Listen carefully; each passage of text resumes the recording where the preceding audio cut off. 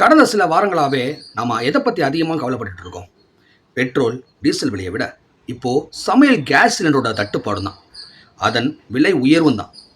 அதோடைய விலை உயர்வும் தான் பெரிய தலைவலியாக இருந்திருக்கு. ஆனால் இப்போது அதை விட ஒரு பெரிய ட்விஸ்ட் நடந்திருக்கு.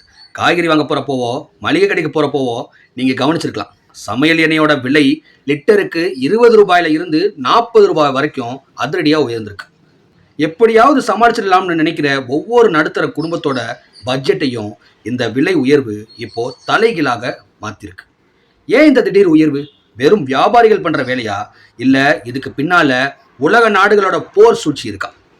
விலை உயர்வுன்னு சொன்ன உடனே நாம எல்லாரும் கடைக்காரங்களை தான் திட்டுவோம். ஆனா இதுக்கு பின்னால இருக்கிற முதல் மற்றும் மிக முக்கியமான காரணம் மத்திய கிழக்கு நாடுகள்ல நிலவும் போர் பதற்றம். நாம பயன்படுத்துற சமையல் எண்ணெயில பெரும் பகுதி வெளிநாடுகள்ல இருந்து தான் இறக்குமதி செய்யப்படுது.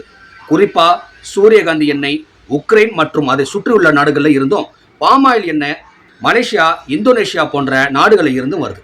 இப்போ மத்திய கிழக்கு நாடுகள்ல போர் பதற்றம் அதிகமானதுனால சர்வதேச கப்பல் போக்குவரத்து கடுமையா பாதிக்கப்பட்டிருக்கு. கப்பல்கள் வரதுக்கு தாமதமாகிறது ஒரு பக்கம்னா, இன்னொரு பக்கம் அந்த கப்பல்களுக்கான காப்பீட்டு தொகை, அதாவது இன்சூரன்ஸ் மற்றும் எரிபொருள் செலவு அதிகரிச்சிருக்கு. இதனால இந்தியாவுக்கு வந்து சேர்ற எண்ணெயோட லேண்டிங் காஸ்ட் ரொம்பவே அதிகமாயிடுச்சு. இதுதான் இப்போ நம்ம உள்ளூர் சந்தையில எதிரொலிக்குது. விலை உயர்வு ஒரு பக்கம் இருக்கட்டும், இன்னொரு பக்கம் சிலிண்டர் தட்டுப்பாடு வேற. வேலூர் முதல் சென்னை வரை பல இடங்கள்ல சிலிண்டர் கிடைக்காம மக்கள் அவதிப்படுறத நம்ம செய்திகள்ல பார்த்துக்கிட்டு இருக்கோம். இந்த தட்டுப்பாட்டால இன்னைக்கு ஹோட்டல் தொழில் எவ்வளவு மோசமா பாதிக்கப்பட்டு இருக்கு தெரியுமா? சின்ன சின்ன தள்ளுவண்டி கடைகள்ல இருந்து பெரிய ஹோட்டல் வரைக்கும் இப்ப ஒரு இக்கட்டான சூழல்ல இருக்காங்க. கேஸ் சிலிண்டர் விலை ஏறிடுச்சு, இப்போ எண்ணெய் விலையும் ஏறிடுச்சு. இதனால பல ஹோட்டல்கள்ல நோ ஸ்டாக் போர்டு போட்டிருக்காங்க, இல்லைன்னா கடையை மூடுற நிலைக்கு தள்ளப்பட்டிருக்காங்க.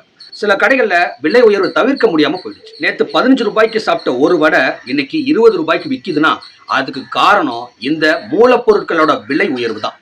ஒரு சாமானிய மக்கள் ஒரு வேளை வெளியில சாப்பிடணும்னா கூட இப்போ பர்ஸை 10 தடவை பார்க்க வேண்டியிருக்கு. இல்லதரசிகளோட நிலைமைய யோசிச்சு பாருங்க.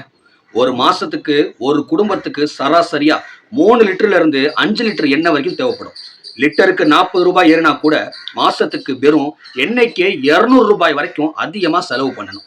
இது வெறும் எண்ணெய் மட்டும் இல்ல, மளிகை ஜாமான், காய்கறி, போக்குவரத்துன்னு எல்லாமே விலை ஏறிட்டே இருக்கு. வருமானம் என்னவோ 2020 இருந்த மாதிரி தான் இப்பவும் இருக்கு. ஆனா செலவு மட்டும் 2026 ராக்கெட் வேகத்துல போகுதுன்னு இல்லதரசிகள் சொல்றதுல இருக்கிற நியாயத்தை யாராலையும் மறுக்க முடியாது. ஏற்கனவே சேமிச்சு வச்சிருக்கிற காசும் இப்ப தினசரி செலவுகளுக்கே பத்தாம போயிட்டு இருக்கு. இது ஒரு வகையான சைலண்ட் எக்கனாமிக் கிரைசிஸ் அப்படின்னே சொல்லலாம். இப்போ நிலைமை அப்படிதான் இருக்கு. அடுத்து என்ன நடக்கும்?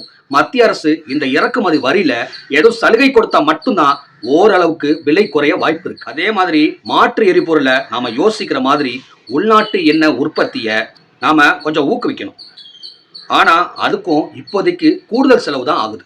விலை உயர்வுங்கிறது நம்ம கையில இல்லைனாலும் நம்மளோட நுகர்வை திட்டமிட்டு செய்யறது மூலமா ஓரளவுக்கு இந்த நெருக்கடியை சமாளிக்கலாம். அரசு இதுல சீக்கிரம் தலையிட்டு பதுக்கல்களை தடுத்து விலையை கட்டுப்படுத்தணுங்கிறது தான் நம்ம பிரைம் இந்தியா டிவியோட கோரிக்கையும் கூட. இந்த விலை உயர்வு பத்தி நீங்க என்ன நினைக்கிறீங்க? உங்க ஏரியால 1 லிட்டர் சமையல் எண்ணெய் என்ன விலைக்கு விற்கிது? கமெண்ட்ல சொல்லுங்க. அதே மாதிரி ஹோட்டல்கள்ல விலை ஏறி இருக்கிறத நீங்க கவனிச்சிங்களா? அதையும் எங்களோட பகிர்ந்துக்கோங்க. மீண்டும் ஒரு முக்கிய செய்தியோட உங்களை சந்திக்கிறேன். இது பிரைம் இந்தியா டிவிக்காக செய்தியாளர் KMT. நன்றி, வணக்கம்.